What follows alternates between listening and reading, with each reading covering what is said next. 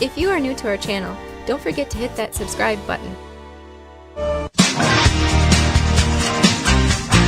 Now back to the Wisconsin Vegetable Garden Radio Show with your hosts, Joey and Hallie Baird.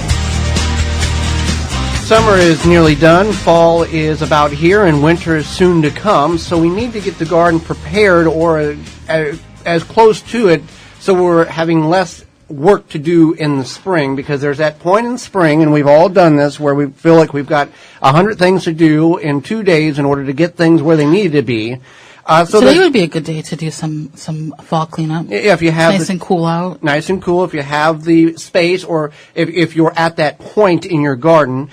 So summer cleanup, we want to, it's not, when we say clean the garden up for fall, we don't mean completely take everything out, leave bare soil, walk away, see you in the spring. No, some of this is good because you're going to get rid of some plants, and then you're also going to kind of get your soil and things like that ready for the spring. So number one thing we want to do, and this is good right now, is you get rid of the plants that are diseased. Now, if your tomatoes, we'll start with that, have early blight on them. Late blight.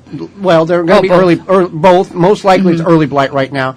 And they're discolored and the leaves are beginning to fall off, or it's progressing up the plant, and they're still producing, let them be. Let the tomato plants continue to produce. If you've got plants such as watermelon, cucumbers, pumpkins, squashes that have powdery mildew on them, and it's over the whole plant, and there's some fruit developing on it, it may not fully develop. You probably would want to remove those plants just to get rid of them.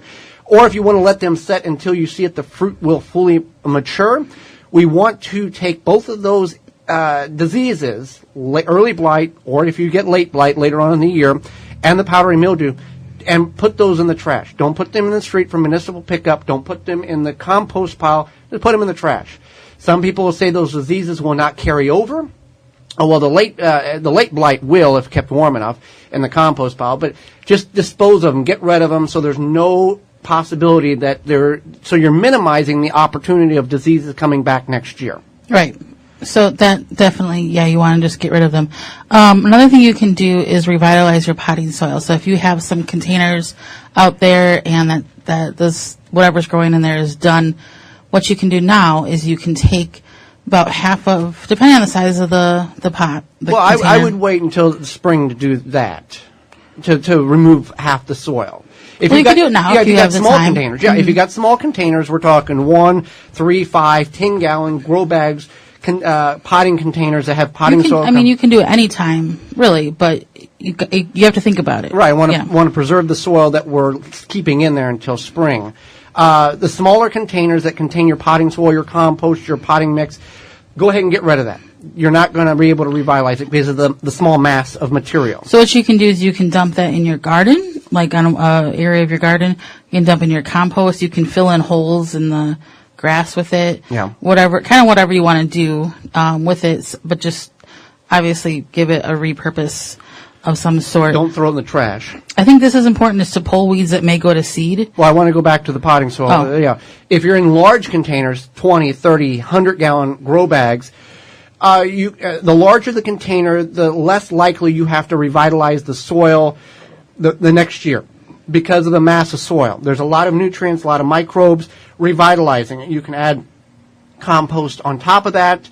You can remove some of that soil from that container and put new potting soil or compost in it on a smaller. You put leaves on it? You want to cover it to keep the soil healthier over the winter months. But let's just give some general broad here. 15, 20, 30, 40, 50-gallon containers, remove between 10 and 50% of the material and add new material in the spring. You can wait until spring to remove that material so you're not exposing the bottom portion of the container to the environment. Larger containers, you can just revitalize it with compost tea, soil tea, something like that, and fertilizer. Okay, so anyway, now you want to pull the weeds that may go to seed. You might want to do this now. If they haven't already. If they haven't already. We've got... Yeah, so that's something you want to think about now, maybe not wait till your big garden cleanup day. later on this month or next month. Don't feel bad if you have weeds going to seed. We have weeds going to seed ourselves. We're just as guilty. Yep. Now this is a fun one that you could do today. You can do this anytime. Just pour yourself a nice hot cup of coffee, go out to your garden, and think about what did well, what did not so well. Kind of plan ahead, or just notate it. Maybe not even plan. Save the planning for some day in January when you're like having cabin fever, but maybe just notate, okay, I put this here and this here and this here. This had this issue. This did really well, whatever. And then you can kind of get an idea. So not when you're in January, you're like, what did I have in that corner? Think about it now, and then you can plan ahead later. Digitally or old-fashionedly, by pencil and paper, or take photographs of your garden right now, so you know what was what. Because again, the smaller the garden, it's more difficult to crop rotate. We understand that. The larger the garden and you have designated beds, you can rotate things around based on the sun exposure that they are requirements to grow. So keep that in mind. Because even us who have the technology, the cell phones, the videos on our website, we have to go back and look and go, did we have tomatoes in this bed last year? Well, we have a list. We have a list. We have our garden beds numbered. But we have to go back because we don't remember. No, heck no. No. We have like 25 different areas. Yeah, and we've got videos and phone pictures and everything. So we feel, okay, when was that? Okay, that's right. So, yeah. Another thing is cover your garden center clearance. Right. So, okay, so in the fall or right now, I think, is today the first day of fall or is it tomorrow? I'm not sure. Not sure either. Anyway, so garden center clearance, they're going to put stuff on clearance. And right. so Blue Mills has done a fantastic job in this. They've put a lot of things on sale. A lot of stuff has moved already. But maybe you're in an area where you don't have Blue Mills and you've got big box stores or whatever the case is. So you get things like potting soil, compost, even like decorative stuff, whatever, that they want out the door, they want cleared out. And you can go there and you can get stuff on the cheap. And if it's an independent garden center, here's the key here. And you are a negotiator. You might be able to get a better deal on the products that's on sale now for 60% off than what than what they're wanting to move it. So you can tell they get that look in their eyes like, I want this out of here. Yeah, right. John Colder, host of YouTube channels Growing Your Greens, he has over 500,000 followers. He was a guest on the program season 1 last year. He went to a big box store and filled his hatchback up with about 24 bags of potting soil. Original price $8. He was getting them for $2 a bag. So the option and the opportunities are out there for a great savings to save on garden center on garden products.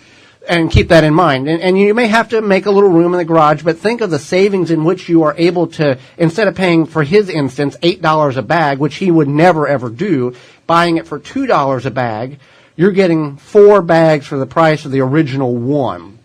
So keep that in mind. And also, we're going to talk more intensely about this next week, but bring in the leaves. The leaves are an important aspect of gardening and covering your soil. We talked about we don't want to clean the canvas of the garden completely out because it exposes the soil to the environment. It can weather the soil. It can, when rain or snow, it can affect the soil and wash the soil away from the areas of the garden. So we want to bring the leaves in, cover it, because look in nature. What is the only thing that is exposed in nature that doesn't have anything on it? Desert sand, not soil. So prairies, woods, unagricultural farmlands, that type of thing, as something nature has provided to cover the soil to hold the healthiness of the soil in the ground. So summer cleanup, and you can do this anytime now till basically the fall, the snow happens. But cover the soil. Get your savings now. Go to your garden center. It's like going to the garden center is like going to a yard sale at 4:30 on a Saturday afternoon. I think if anything, what you want to do mostly is just get rid of those diseased plants, cover your soil, and think if you're going to do the bare minimum, cover your soil, and then get rid of diseased plants and think about what did well this year, what didn't do well. Just notate it so that you can plan for spring whenever you want with to. the diseased plants. If you're unsure of if the plant was diseased because maybe it's already died and you're not familiar with the life cycle of that particular variety, go ahead and throw it out anyway. It's no sense to go, well, I guess it will be okay, and then you might harbor something over the winter months. Right. Yeah. Thank you for checking out the Wisconsin Vegetable Gardener radio show. For more, go to the WisconsinVegetableGardener.com for full-length in-studio video and podcast replay of Season 1. Season 2 underway and added weekly.